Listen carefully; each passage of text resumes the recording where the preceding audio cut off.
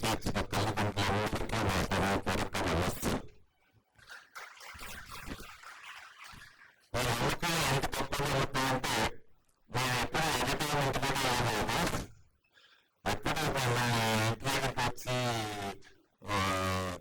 అడగటం, ఇబ్బంది పెట్టడం అట్లాంటిది కూడా చేయలేదు.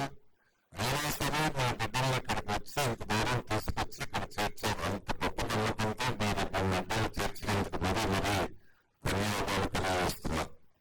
ఇలా ఎందుకు జరుగుతుందంటే మీ బిడ్డలు మీ చుట్టాల పిల్లలు ఇక్కడ చదువుకొని బాగా మంచిగా అభివృద్ధి వచ్చి మంచి ఉద్యోగాలు సాధించి మీ జీవితంలో గొప్పగా రాణించటం వల్ల మీరు ప్రత్యక్షంగా చూసి అది ఎవరైనా చెప్పినా ఎవరైనా ఎంటర్టైన్మెంట్లు ఇచ్చినా అన్ని దాటుకొని ఇక్కడికి వచ్చారు. మీ చుట్టాల పిల్లలు, మీ పక్కన పిల్లలు, మీ ఊరిలో ఉండే పిల్లలు గొప్పగా తయారవటం వల్ల వాళ్ళని చూసి ఇక్కడికి వచ్చారు. మరీ మీ అందరికీ ధన్యవాదాలు. అందరికీ శుభాకాంక్షలు. కొత్త కోర్సులో చేరారు, కొత్త ప్లేస్కి వచ్చారు, కొత్త పద్ధతిలోకి వచ్చారు. మీ అందరికీ మరీ శుభాకాంక్షలు. ఎవరు వచ్చినా ఎవరు చూసినా చదువు గురించి చదువుతో ఉన్నాయి కావాలంటే ప్రతి సంవత్సరం 98-99% ఫలితాలు తక్కువ లేకుండా వస్తున్నాయి. సో అది 1 సంవత్సరం, 2 సంవత్సరాలు, 3 సంవత్సరాలు కాదు, ప్రతి సంవత్సరం అట్లనే వస్తున్నాయి. అంతేకాకుండా డిస్టింక్షన్లో అంటే మొత్తంలో 80% పైన దాదాపు 50% స్టూడెంట్స్ డిస్టింక్షన్లోనే ఉంటున్నారు. అది చాలా విశేషమైనది. ఇప్పుడు బ్యాచ్లో కూడా ఇప్పుడు మీరు అది కూడా కనుక్కోవచ్చు. వాళ్ళు ఇక్కడే ఉన్నారు క్యాంపస్లో, కనుక్కోవచ్చు. సో 460 పైన అంటే 470కి 460 పైన అంటే 98% పైన సాధారణంగా ఏ కాలంలో 5 మంది 10 మంది ఉంటారు. ఇక్కడ 6 మంది 7 మంది ఉంటారు. 5 మంది 10 మంది ఉంటారు. ఇక్కడ 6 మంది 98% పైన వచ్చినాయి. అది విశేషం. అది కాలం చేస్తున్న కృషి. అయితే అందరూ మార్కులు మంచి ర్యాంకులు వచ్చి ఎంసెట్లను ఇంకో దాంట్లో ర్యాంకులు వచ్చి ఇంజనీరింగ్ వచ్చారట. అది ప్రధానంగా చూసే అంశం, అదే కావాలనుకుంటారు. కానీ అంతటితోటే సరిపోదు. ఈ పిల్లలు మీరు కానీ పిల్లలు కానీ కాలేజీ వాళ్ళు కానీ ఇంత కాలేజీ వాళ్ళు కానీ ఏదో ఒక్కటే ఆలోచిస్తారు. ఏదో 5 మందికి 10 మందికి వస్తే ఏదో పేపర్లలో రాసి ఏదో చేస్తారు. కానీ అంత మాత్రం అయితే సరిపోదు పిల్లలు చదివించడం. ఇంకా ఏం కావాలి పిల్లలకంటే మంచి ఆరోగ్యం కావాలి. ఇప్పుడు ఆరోగ్యం వాళ్ళకి జీవితాంతో ఆరోగ్యంగా ఇస్తుంది. ఈ 16-17 అప్పుడు ఉండే ఆరోగ్యం ఈ జీవితాంతో వాళ్ళ ఆరోగ్యంగా ఉండేటట్లు చేస్తుంది. ఆరోగ్యం బాగా ఉంది. సో దానికి మంచిగా భోజనం అంతా ఏర్పాటు చేయాలి. అంటే ఇక్కడ పెరిగాలంటే ప్రతి 4 గంటలకు ఒకసారి ఎదుటి పెడతారు పిల్లలు. వాళ్ళు పెరిగే వయసు కాబట్టి ప్రతి 4 గంటలకి అది కూడా అన్లిమిటెడ్గా పెడతారు. వాళ్ళు అంత తింటూ అంత ఏ కాలంలో కూడా పొద్దుగానే పెడతారు. అదే పొద్దున్న సాయంత్రం 2 సార్లు భోజనం పెడతారు అంతే. కానీ ఇక్కడ అన్లిమిటెడ్గా ప్రతి 4 గంటలకి 7 గంటలకు ఒకసారి, 11:30కి ఒకసారి, మళ్ళీ 4:30కి ఒకసారి, మళ్ళీ 9కి ఒకసారి అట్లా ఉంచుతారు. అయితే చాలా చోట్ల 90% చోట్ల తెలవదు. కానీ వేరే సరిగ్గా లేకపోతే, ఎనర్జీ లేకపోతే, శక్తి లేకపోతే చదువు ఎక్కడి నుంచి వస్తుంది? సో నాన్నగారు ఎట్లా జరుగుతుందో అంటే వాళ్ళు తెలిసి చెప్తారో తెలియక చెప్తారో నాకైతే అర్థమైనా పొద్దున్నే అదే చెప్పారు. సాధారణంగా ఏమవుతుందంటే మనం బాగా పిల్లలు చదవాలి, మంచిగా చదవాలి అంటే డౌట్ బాగా doubt carries oxygen to the brain. బ్రెయిన్లోకి బ్లడ్ వల్ల ఆక్సిజన్ వెళ్ళింది. సో శక్తి లేకపోతే అదే శక్తి, అది శక్తి లేకపోతే బ్లడ్ సరిగ్గా లేకపోతే అది చదవడానికి అవ్వదు. వాళ్ళకి కొద్దిసేపటికి అలసట వస్తే, కొద్దిసేపటికి కోపం వస్తే, కొద్దిసేపటికి వస్తుంది. ఇది దృష్టిలో పెట్టుకొని ఆరోగ్యం బాగుండేటట్లు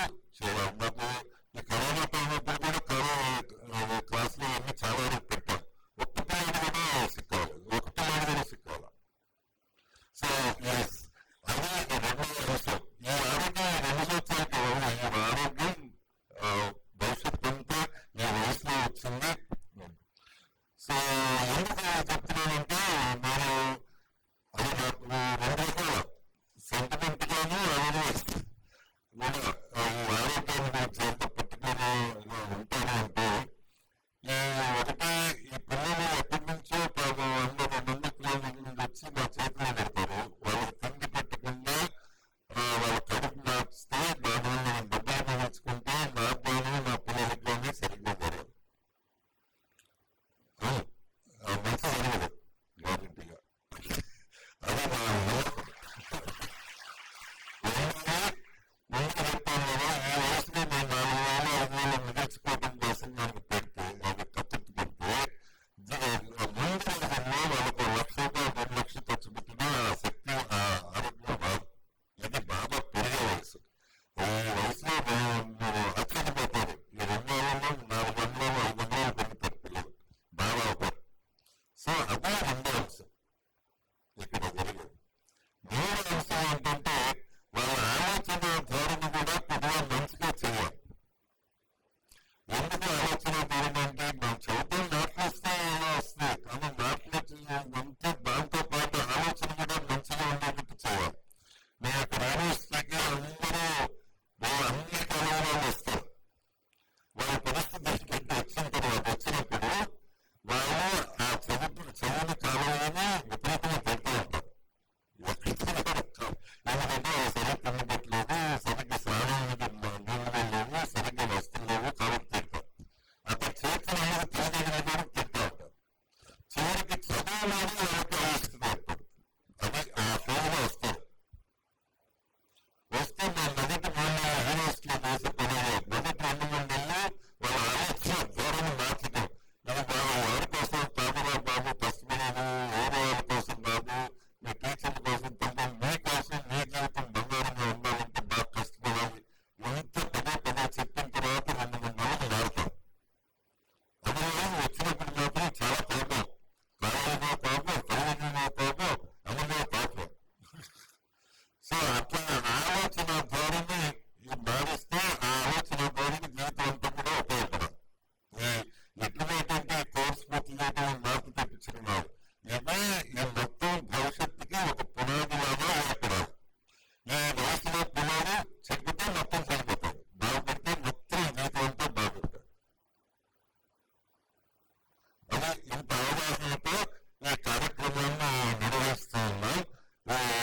40 నుంచి ముందే చెప్పాను ఫలితాలు అట్లా వస్తున్నాయి. అంతేకాకుండా మీరు ఇక్కడ చదివిన పిల్లలు 45 మంది 10 మంది అడిగితే 10 మంది 9 మంది మంచిగానే చదువుతారు. నా చదివిన పిల్లలు చెప్పరు, బోధన పిల్లలు చెప్పరు, లేకపోతే వేరే ఇబ్బంది ఉందని చెప్పరు. అది లేదు, అది చాలా చోట్ల జరిగే పని కాదు. ఇదే మనం చేసే పద్ధతి. అది ట్రాక్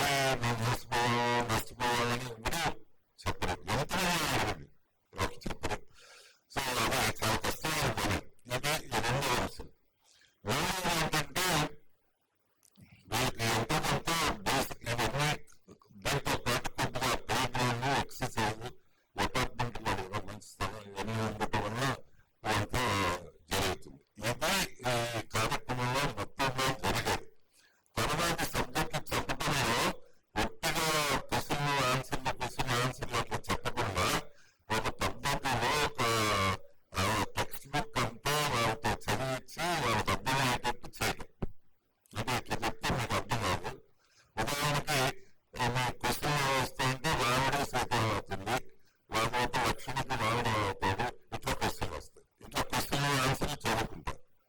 దానికి బదులు రామాయణం అంటే ఒక స్టోరీ ఫామ్ లో చెప్తే వాళ్ళకి బాగా అవగాహన ఉంటుంది. ఎన్ని క్వశ్చన్ అయినా ఎన్ని రకాల క్వశ్చన్ అయినా వాళ్ళు చేస్తారు. నార్మల్గా అన్ని చోట్ల క్వశ్చన్ ఆన్సర్ అట్లా చదివిస్తారు.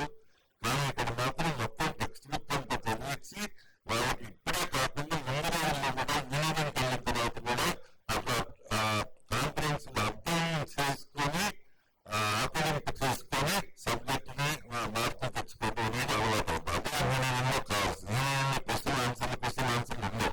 మొత్తం సబ్జెక్ట్ ని ఆకలింపు చేసుకొని అర్థం చేసుకొని చేస్తేనే వాళ్ళు ఎవరైనా రాణించడానికి వీలవుతుంది. సో ఇది చెప్పే పద్ధతి. అట్లానే టీచర్ల కమిట్మెంట్, అట్లానే ఆరోగ్యాన్ని గురించి, ఆలోచన ధోరణి గురించి మంచిగా అయ్యేటట్లు ఇక్కడ ఏర్పాటు చేస్తాం. తర్వాత మీరు కూడా కొత్తగా కంట్రిబ్యూట్ చేయాల్సిన అవసరం ఉంటుంది. తెలియదుగా మీరు కూడా కొంత పాలు పంచుకోవాలి. మొత్తంలో మేము వస్తాం సార్, ఫీజు కట్టుకుంటే ఫీజు కట్టాలంటే వస్తా అనిపిస్తుంది. అట్లా ఏం కాదు. మీరు ఫీజు కట్టడం కాదు, అప్పుడప్పుడు వచ్చి పిల్లలు ఎట్లున్నారో చూసుకొని వెళ్తే మంచిది. పిల్లలు రోజుకో 4 రోజులకు ఒకసారి వచ్చి పిల్లల్ని చూసుకొని వెళ్తే చాలా ఉపయోగంగా ఉంటుంది. ఎందుకంటే ఈ వాళ్ళు ఇంట్లో మాత్రం చూస్తారు. చూసినా సరే ఒక తల్లి వచ్చి వాళ్ళ భుజం మీద చేస్తే, పిల్లలు భుజం మీద చేస్తే ఆవిడకి తెలిసినప్పుడు నాకు తెలియదు. వాడు సంతోషంగా ఉన్నాడా లేదా, మంచిగా ఉన్నాడా లేదా, హౌగా ఉన్నాడా లేదా అనేది ఆవిడకి తెలిసినప్పుడు తెలియటం లేదు. అప్పుడు ఏమన్నా ఇబ్బంది ఉంటే బాగా చెప్తే అది కరెక్ట్ చేయడానికి ఇట్లా వీలవుతుంది. అదే అందుకని రావాలి. అయితే నేను ఎంత చెప్పినా మీరు రారు. ప్రాబ్లం ఏంటంటే అన్ని చోట్ల అన్ని కథల్లో రానివ్వరు. గేట్ దగ్గర నిలబెడతారు 2-3 గంటలు. నిలబెడితే ఒక 10 సార్లు చూసి మీరు బాధపడతారు. మీరు సమయంగా మంచి ప్లేస్లో అక్కడ పర్మనెంట్ ఉద్యోగం చేస్తుంటారు, వ్యాపారం చేస్తుంటారు. అట్లాంటి వాళ్ళు గేట్ దగ్గర 2 గంటలు నిలబడిన తర్వాత 2 నిమిషాలు 5 నిమిషాలు చూస్తూ ఉంటారు పిల్లల్ని. అది వేరే వాళ్ళకైతే అసలు రానివ్వరు. అది అన్ని చోట్ల ఉండే పరిస్థితి. కానీ ఇక్కడ అట్లా ఏమీ ఉండదు. మీరు ఎప్పుడు వచ్చినా ఆహ్వానిస్తారు. అర్ధరాత్రి అట్లా చెప్తే ఎవరుందో కానీ మామూలుగా టైంలో, వర్కింగ్ టైంలో ఎప్పుడు వచ్చినా మిమ్మల్ని ఇన్వైట్ చేస్తారు. తర్వాత మీరు వాళ్ళతో పాటు భోజనం చేయొచ్చు. వాళ్ళతో పాటు రోజంతా గడపచ్చు. వాళ్ళకి ఏమో ఇబ్బందులు ఏమంటే తెలుసుకోవచ్చు. ఇవన్నీ చేయొచ్చు. ఇది ఎక్కడ దగ్గరే ఈ ఒక్క కాలంలోనూ అట్లా ఎన్నో 40 ఏళ్ళ నుంచి నడుస్తుంది. పూర్వకాలం మొదట్లో నేను ఇట్లా అలవాటు చేసినప్పుడు అందరూ నన్ను ప్లాస్టింగ్ చేశారు. నేను ఇట్లా అలవాటు చేస్తున్నాను భోజనానికి. ఒక పిల్లల కోసం ఫ్యామిలీ 4 వచ్చేస్తున్నారు. మీకు చాలా నష్టం జరుగుతుంది. మీరు ఒకసారి చూసుకోండి అని చాలా మంది చెప్పారు పెద్దవాళ్ళు. అది మంచి ఉద్దేశంతో చెప్పారు. కానీ ఏమన్నానంటే ప్రపంచంలో మంచిదని చరిత్రలో భోజనం పెట్టుకునే కష్టమైన లేదు.